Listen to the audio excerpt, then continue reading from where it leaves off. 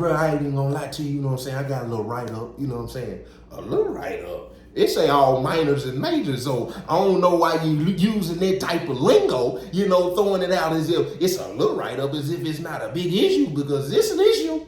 I said, oh, you got a little write-up. He said, yeah, but ain't nothing too serious, you know what I'm saying?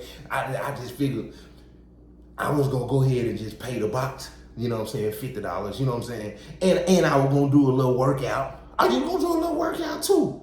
I said, oh, okay. I said, oh, that's cool. And you know what I'm saying? I said, if the PC and the security and the bar sitting here agreeing with you, I said, y'all agreeing with that? Because now I'm finna have to get all of you. You know what I'm saying? I said, y'all go with this? What's going on? I said, they said, man, you know, bro, it sounded like a pretty decent sanction to me. I said, but what was the write-up, G?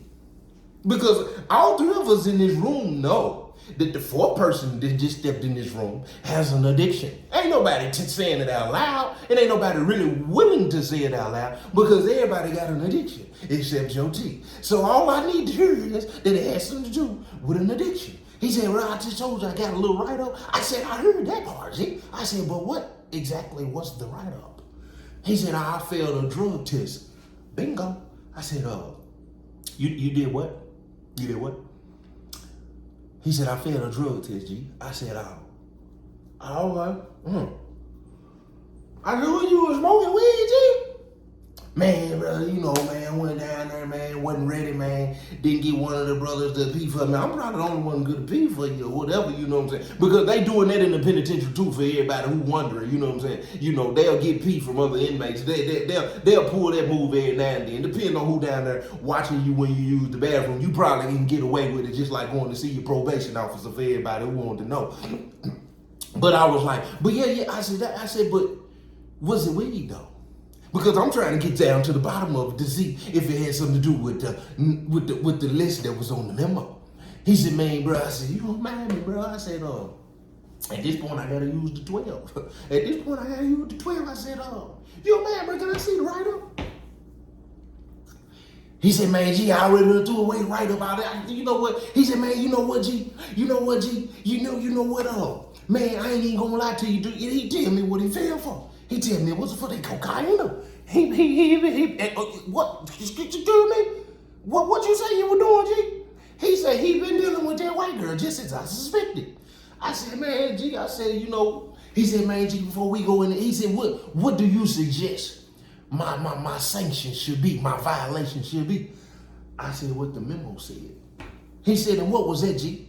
I said, you need to, it gets serious at this point. Dramatic effect me, please. I said, you need to be removed from your position immediately. I said, not only do you need to be removed from your position, you need to get a 6-minute, no cover-up, G. And then I hit him like that, just as I was taught. You know what I'm saying? This is the way y'all groomed me. You know what I'm saying? You told me to rule with an iron fist. That's how I ended up losing my first position, then eventually getting put on the wall. So when it comes to the business at this point, listen to me. I'm going to treat you just like the business. I said, oh, no, G. You need to lose your position immediately. And you need to get a 6-minute, no cover violation. Because had it been anybody else, any other brother on the compound who would have failed for what you just failed for after the memo came up, not only would he got removed from his position, you probably would have eradicated him. You probably would have sent him to the back and said that he was an embarrassment to the organization. But since you in the 3 and you a little biased and you showing a little favoritism to your buddies who like to do drugs and you probably being a little lenient, I said, listen to me. That's what need to happen. He said, hold on, G. Hold on, G. He said, man, you taking it too personal. I ain't taking it personal. You the one who gave everybody the memo to read in the pod. You know what I'm saying? I said, if you ain't wanted to be ran that way and you didn't believe in what was passed down, you shouldn't have told everybody about the memo. You should have kept it to yourself. I said, but in other words, I said, that's what I think you need to have. And I said, matter of fact, I'm finna get out of here, G, because you got the PC and the chief of security in here, and ain't nobody doing no talking but me. Ain't there one. I said, you know what? I popped out of the door. I said, you know what? I'm calling the OD when the brothers get back to child. I closed the door. Dramatic effect me, please. Dude. So as soon as I closed the door, look, check this out. I go downstairs, I get on that tour, you know what I'm saying? Go down there and call my game, you know what I'm saying? It's quiet in the pod. I might want to hear some macaroni sounds, you know what I'm saying? So look, check this out. So the brothers get back from the pod. He done told the brothers that he need to holler at them before I done told him I need to holler at him. He done got in front of it. So they come down to the side, ta. Hey, G-Body, it's the tone for me. It's the tone for me. No. don't sound like I'm in trouble and not somebody else. AG body, we need to holler at you real quick. You need to come upstairs to 22 cell. He talking to me as if he talking to me. He giving direct orders. He ain't even asking. He ain't even asking. He making statements around here. I said, oh, wait a minute. I said, hey, AG, I'm on something right now. Now, folk them said you need to come upstairs. Let me call you right back, baby. Get off the phone. Because they don't even know I got a phone anyway. Because if they ain't want anyway, they going to be trying to use the phone. So I popped it up. What you say, G? Man, folk them needs you upstairs real quick. They having a meeting up here. I said, what is this, a mandatory? Is this a mandatory? Because if it ain't no mandatory, bro, y'all would just come tell. Nah, bro, it's about whatever shit. Oh, all right. I step on that to cell, dude, while my little bow-legged tail upstairs. So when we get upstairs, we walk, they tap on the door, it's a G. They pop the door, we walk in, bless his head. When we walk in, first thing I noticed was a bunch of addicts in here. It's a bunch of addicts in here. I said, now wait a minute, it's a bunch of addicts and alcoholics in here. This is most certainly a setup. So when we step in the cell, you know, I'm a little tight on the lid at this point, so I'm already knowing I got to change my vocabulary and how I'm talking when I walk in here. I can't come in here just talking to these folks any kind of way, because if I come in talking any kind of way, I'm going to end up with a write-off. You know what I'm saying? I'm a little short-tempered. You know what I'm saying? I'm still kind of fresh off the street. Some of these people have been locked up 10, 15 years. So they're a little more strategic and calculated than me when it comes to manipulation and getting folks off stuff. But at this point, I done learned a little bit. You know what I'm saying? Since I done been there. So I walk in and what I noticed was I was standing in the middle. So the brother say, hey, he said, man, Joe T out on there informed the brother of the situation, you know what I'm saying, that was going on, you know what I'm saying, the conversation. I'm noticing now he got a whole different demeanor in here, you know.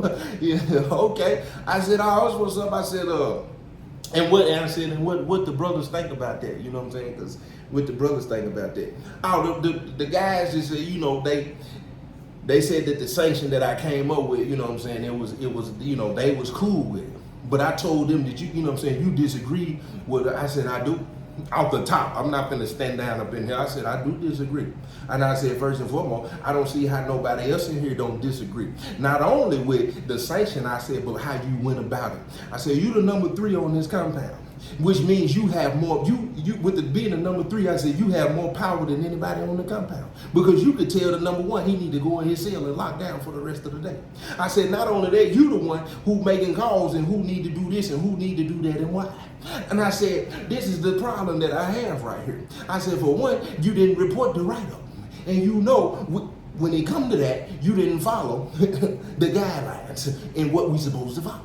You supposed to report it. But we wasn't supposed to have this meeting for everybody to find out what's going on with you. The only reason why we having this meeting is because I had my ear to the door and I heard what was going on. I said, let's get that in the clear first. I said, everybody follow what I'm saying. Everybody said, man, GD on there. He tried to TP me, hold on, TP, folks. I said, no, hold on, folks. I said, but I ain't even done talking. I said, I ain't disrespecting your 1,000 parts. I said, but look, check this out. I said, not only did that need to be reported, I said, but look, check this out. It was a memo that came out. And the memo come from the top. And the memo told us that we need to, you know what I'm saying, for anybody who doing hard drugs. And I said, I'm gonna honor the memo. I said, not only is it in the memo, that's also in what we believe in. And I said, and bro, what did you fail your drug test for? He said, man, everybody already know Joe T. I said, but I'm asking you as a man. I said, you was trying to hide your write-up, what you got wrote up for one, that's suspicious activity to me. I said, because had it been anybody in this room, just like I told you, I said, we'll be dealing with this situation completely different. I said, I hope it ain't no biases in here, is it? Because when y'all here get on the chopping block for this same message, you being the number 3, you're going to extend that same grace and mercy, right? So when I say that, a couple of other brothers that got to talking about, man, bro got an issue, you know what I'm saying? We're going to help bro with his problem. Whoa, who going to help him? Other addicts? Who going to help him? They ain't got no counseling. What he finna get in alcohol and drug anonymous down there? They ain't doing nothing down there. I said, so where the help coming from? Cause I don't understand. Well, he can hang out with you. Hang out for me for what? I said, ain't gonna do. So at this point, you know what I'm saying? I done got a little frustrated. I done got a little mad.